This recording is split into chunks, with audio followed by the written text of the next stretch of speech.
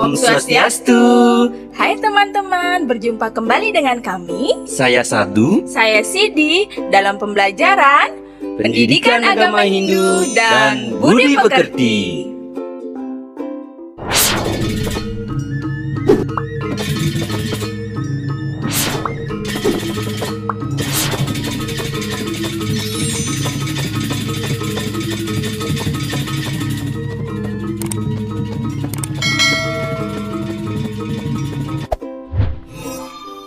Punarbawa sebagai upaya meningkatkan kualitas hidup.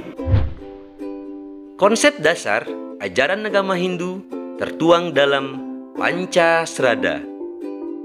Panca artinya 5 dan Srada artinya keyakinan atau kepercayaan.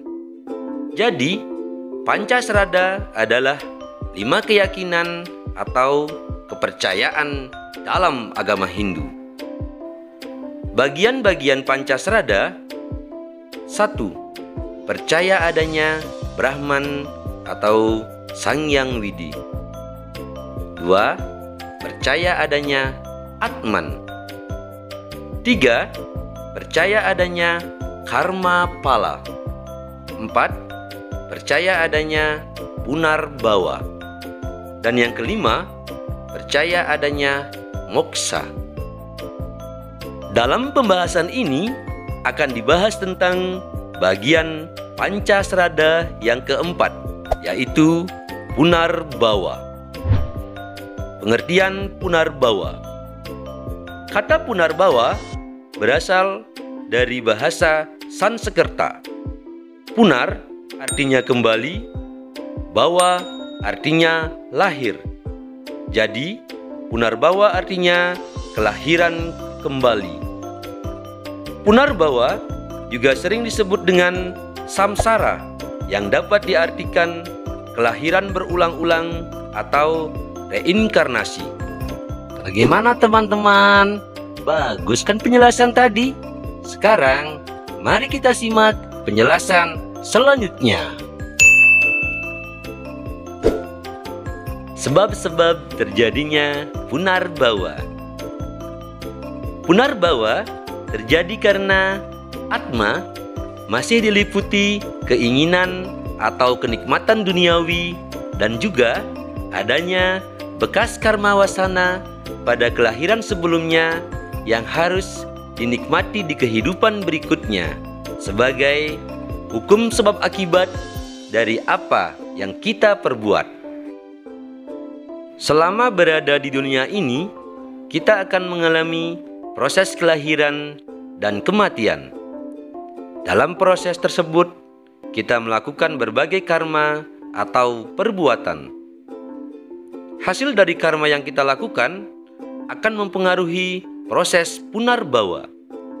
Kita bisa terlahir menjadi manusia yang hidupnya bahagia ataupun menderita. Kita bisa juga terlahir menjadi binatang dan tumbuh-tumbuhan. Punarbawa atau kelahiran kembali merupakan kesimpulan terhadap karma yang dilakukan selama hidup.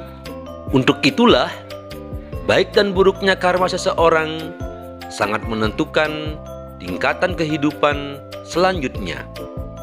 Agama Hindu mengajarkan adanya konsep surga dan neraka.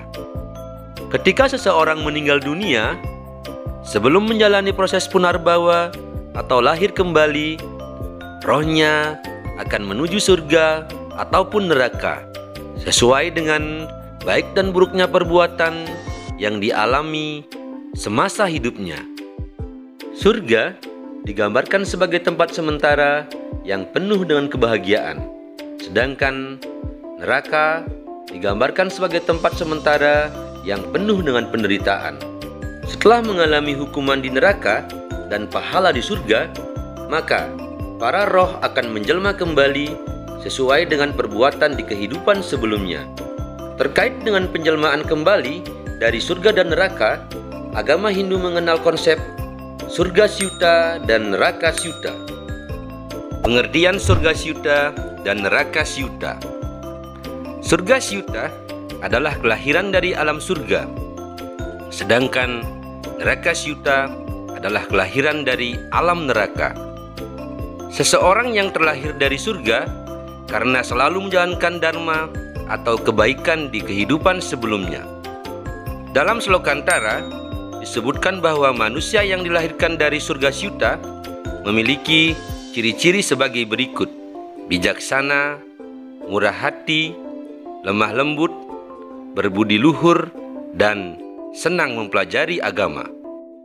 Sedangkan seseorang yang terlahir dari neraka memiliki ciri-ciri diantaranya berperilaku buruk, iri dengki, mudah putus asa, selalu merasa menderita dan mengalami kelainan atau kekurangan dalam fisiknya. Dalam kitab Sarasa Muscaya, Sloka 2 dijelaskan bahwa kelahiran sebagai manusia sangatlah utama dibandingkan dengan makhluk lainnya, karena hanya manusia yang dapat menolong dirinya dari lahir dan mati berulang-ulang dengan meningkatkan kualitas hidupnya melalui perbuatan baik untuk mencapai kebebasan dari siklus punarbawa menuju moksa. Demikian materi Pendidikan Agama Hindu dan Budi Pekerti. Semoga bermanfaat ya. Mari kita akhiri dengan Paramasanti. Om Santi Santi Santi Om.